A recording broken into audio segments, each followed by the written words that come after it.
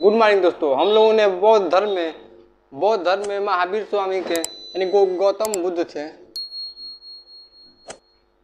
बौद्ध धर्म में गौतम बुद्ध के महापरिनिर्वाण तक तो पढ़ लिए, तब उसके आगे देखते हैं। तो जब जो गौतम बुद्ध थे, महात्मा बुद्ध जो गौतम बुद्ध, तो जब वो पावापुरी पहुंचे अपना उपदेश देते हुए, तो वहाँ पे पावापुरी में एक जैन धर्म का भिक्षुक था जिसने गौतम बुद्ध को जहरीली मुस्लिम खिला दिया, जिसके वजह से गौतम बुद्ध का तबीयत धीरे धीरे बिगड़ने लगा। और एक कुशीनगर में आते आते इनका महापरिनिर्वाण हो गया, यानी कुशीनगर में आते आते इनका मृत्यु हो गया, जिसे महापरिनिर्वाण बोलते हैं। यानी 483 ईसा पूर्व में इनका महापरिनिर्वाण हुआ था 483 ईसा पूर्व में। जब इनका महापरिनिर्वाण हुआ, उसके बाद से बौद्ध समितियाँ होने लगी। जैसे जैन धर्म में भी जैन समितियाँ हुई थी। जैन धर्म में 2 ही समितियाँ हुई थी, वो भी 900 साल के बाद। लेकिन देखिए, बौद्ध धर्म में जो है 4 समितियाँ हुई थी। बौद्ध धर्म में 4 समितियाँ हुई थी। पहला संगीति 483 ईसा पूर्व में महात्मा बुद्ध के महापरिनिर्वाण के बाद 483 ईसा पूर्व में हुआ था, जो राजगीर में हुआ था। यानी जो इस टाइम का बिहार है, उस बिहार में राजगीर उस टाइम मतलब उसका नाम राजगीर था। राजगीर एक अलग जगह पे, राजगीर नामक जगह पे हुआ था। और जो इस टाइम जो राजा थे अजातशत्रु, इस टाइम के राजा का नाम था अजातशत्रु। जो पुरोहित थे महाकश्यप नाम था इनका।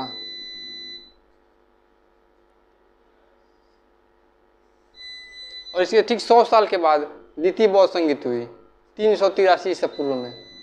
जब 383 ईसा पूर्व में जो हुआ था द्वितीय बौद्ध संगीति, इसमें जो हुआ था वैशाली में हुआ था।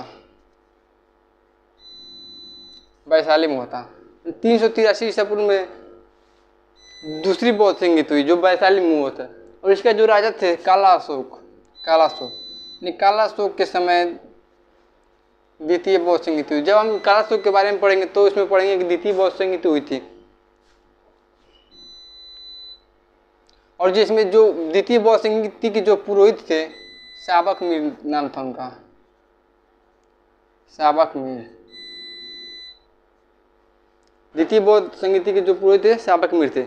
उसके बाद से जो तीसरी बौद्ध संगीति है 255 ईसा पूर्व में होता।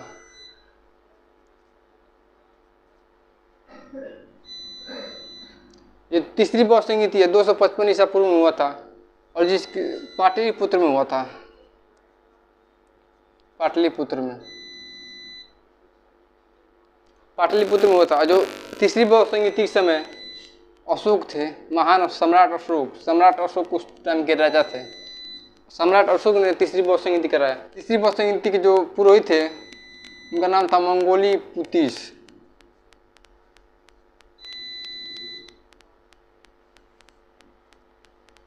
और उसके बाद से जब चौथी बौद्ध संगीति हुई, चौथी बौद्ध संगीति जो है प्रथम सदी में हुआ था। प्रथम सदी यानी इसको हम बोल सकते हैं 172 सदी, 172 ईस्वी में हुआ था। और जो चौथी बौद्ध संगीति है कश्मीर में एक कुंडलवन जगह है, कश्मीर के कुंडलवन में हुआ था चौथी बौद्ध संगीति। कुंडलवन, जब कुंडलवन में हुआ था, जो इस टाइम के राजा थे कनिष्क थे। कनिष्क को द्वितीय अशोक भी कहते हैं, इसको द्वितीय अशोक भी कहते हैं। इस टाइम में इस जो चौथी बौद्ध संगीति हुई थी ये मतलब प्रथम सदी में हुई थी। और जो कुंडलवन नामक स्थान पर हुआ था। और इस टाइम के राजा जो थे कनिष्क थे, इनको द्वितीय अशोक भी बोला जाता है। और इस टाइम अध्यक्ष भी थे और महाअध्यक्ष भी थे, अध्यक्ष भी और उपाध्यक्ष भी थे। जो अध्यक्ष थे वसुमित्र, थे ये अध्यक्ष थे। जो अश्वघोष थे, उपाध्यक्ष थे।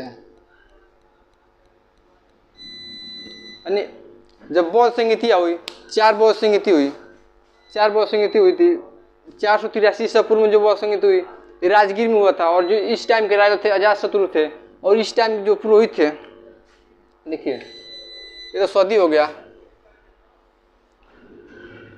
और ये जगह का नाम है, यानी ये स्थान हो गया। और ये राजा है और यहाँ पे पुरोहित।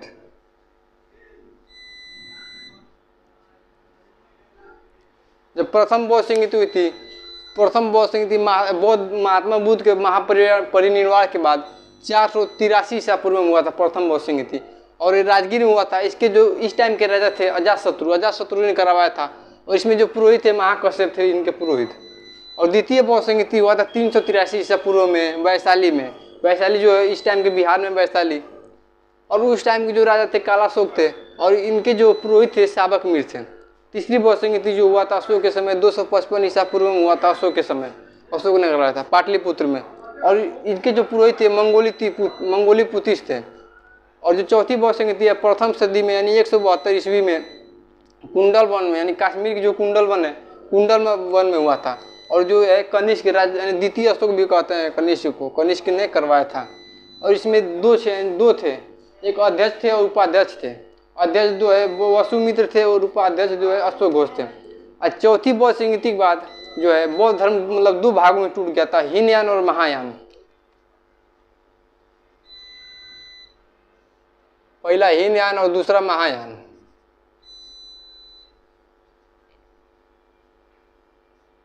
चौथी बौद्ध संगीति के बाद बौद्ध धर्म जो है 2 भागों में टूट गया था। हीनयान के लोग थे, हीनयान के लोग महात्मा बुद्ध के दिए उपदेशों में कुछ भी परिवर्तन नहीं किए, लेकिन महायान के लोग उसमें परिवर्तन करके महात्मा बुद्ध के दिए उपदेशों को परिवर्तन करके और उसको आधुनिक रूप दे दिए। और यही महायान जो है 2 भागों में टूट गया था। इसी महायान जो है ब्रजयान में टूट गया, आगे चल के ब्रजयान में टूट गया। और यही जो ब्रजयान है बौद्ध धर्म का विनाश के कारण बना ब्रजयान। क्योंकि जो ब्रजयान में महात्मा बुद्ध ने तो मूर्ति पूजा और कर्म कांड को नहीं माना था, ईश्वर को नहीं माना था, लेकिन जो ब्रजयान के जो लोग थे ब्रजयान के लोग इन्होंने मूर्ति पूजा करना स्टार्ट कर दिया, पूजा पाठ करना स्टार्ट कर दिया। और यहाँ तक कि मद्यपान, शराब पीना, स्त्रियों के मतलब स्त्रियों से महात्मा बुद्ध ने बोला था स्त्रियों से भी दूर रहना, शराब से दूर रहना, लेकिन इन्होंने कुछ भी नियम फॉलो नहीं किया। मतलब शराब भी पीने लगे, पूजा पाठ भी करने लगे, मुझे मूर्ति पूजा भी करने लगे। इसलिए यही जो ब्रजयान है, यही ब्रजयान बौद्ध धर्म के विनाश का कारण बना। आज जो चीन और थाईलैंड जो है, थाईलैंड है और चीन, यहाँ में पे ज़्यादातर लोग ब्रजयान शाखा के ज़्यादातर लोग हैं। और भागलपुर में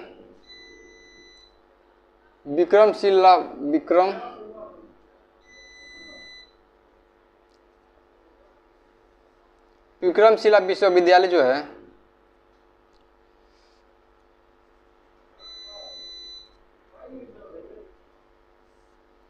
विक्रमशिला विश्वविद्यालय धर्मपाल ने बनवाया था, धर्मपाल। और यह विक्रमशिला विश्वविद्यालय जो है ये भागलपुर में है, बिहार के जो भागलपुर में है। इसको धर्मपाल ने बनवाया था। और इस विक्रमशिला विश्वविद्यालय के अंदर ही दिया जाता है ब्रजयान की शिक्षा। अरे जो भागलपुर में एक विश्वविद्यालय है जिसको धर्मपाल ने बनवाया था, भागलपुर में है बिहार के। और इसमें इस विश्वविद्यालय में ब्रजयान की शिक्षा दी जाती है। और नालंदा विश्वविद्यालय जो है, नालंदा विश्वविद्यालय को कुमार गुप्त ने बनवाया था। कुमार गुप्त ने बनवाया था। और नालंदा विश्वविद्यालय में महायान की शिक्षा दी जाती है। ये नालंदा विश्वविद्यालय, इसमें महायान की शिक्षा दी जाती है। और जो विक्रमशिला विश्वविद्यालय है इसमें ब्रजयान की शिक्षा दी जाती है, इसमें महायान की शिक्षा दी जाती है। और एक और था उंदरतुरी विश्वविद्यालय, उंदरतुरी विश्वविद्यालय, ये भी महायान से संबंधित था, यानी हीनयान और महायान जो है, मतलब हीनयान तो बहुत ही पुराना था, यानी महात्मा बुद्ध के उपदेशों में कोई परिवर्तन नहीं किए, लेकिन महायान के लोग थोड़ा परिवर्तन कर दिए, उसको आधुनिक रूप दे दिए, ठीक है। तो इसमें भी विक्रमशिला जो विश्वविद्यालय जिसको धर्मपाल ने बनवाया था, यहाँ पे ब्रजयान की शिक्षा दी जाती है। लेकिन वहीं पे नालंदा विश्वविद्यालय जो है, नालंदा विश्वविद्यालय में कुमार गुप्त ने बनवाया था और इसमें महायान की शिक्षा दी जाती है। महात्मा बुद्ध की खड़ी प्रतिमा जो है, खड़ी प्रतिमा कुषाण काल में बनाए गए थे। कुषाण काल में बनवाए गए थे। महात्मा बुद्ध के 80 फीट की प्रतिमा जो है वो जापानियों द्वारा निर्मित है, बोध गया में स्थित है 80 फीट की प्रतिमा, जिन्होंने मतलब उस महात्मा बुद्ध की प्रतिमा को जापानियों द्वारा बनाया गया है। महात्मा बुद्ध का 30 फीट ऊंचा और 10 फीट लंबा, 30 फीट ऊंचा हाइट और जो 10 फीट है 10 फीट लंबाई, इसको मतलब जो है बोध गया में शयन मुद्रा में बनाया गया है। महात्मा बुद्ध के सोते हुए मुद्रा में बनाया गया है, जो है बोध गया में स्थित है। और इसको जापानियों ने भी बनवाया था बोध गया में 80 फीट की प्रतिमा महात्मा बुद्ध के। देखिए जो मथुरा शैली है, एक था मथुरा शैली और एक था गंधार शैली।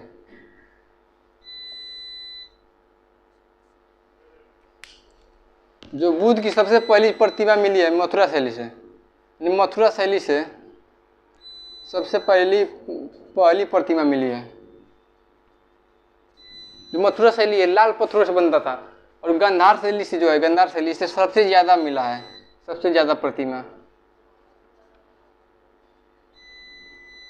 यानी सबसे ज़्यादा जो भगवान बुद्ध के सबसे ज़्यादा प्रतिमा जो है गंधार शैली से मिला है, और सबसे पहली प्रतिमा जो है मथुरा शैली से मिला है, सबसे पहली प्रतिमा।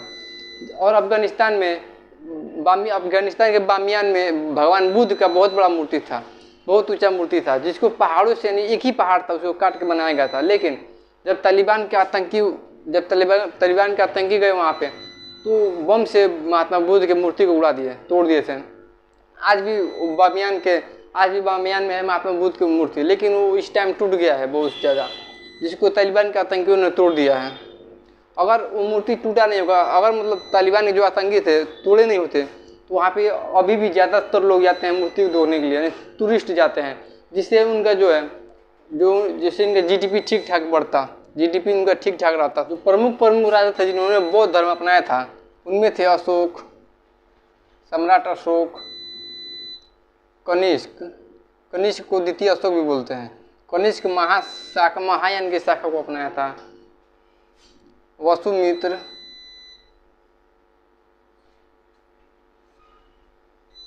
अश्वघोष,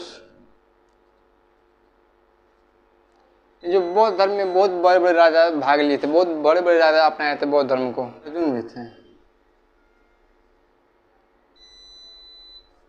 नागार्जुन, यानी महान जो राजा थे, बड़े बड़े राजाओं ने बौद्ध धर्म अपना के बौद्ध धर्म का बहुत बड़ा प्रचार प्रसार किया था।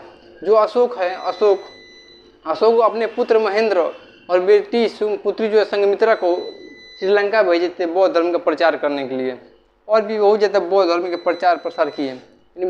जो ये राजा थे इन्होंने भी बहुत ज़्यादा बौद्ध धर्म अपना के बहुत ज़्यादा प्रचार प्रसार किए।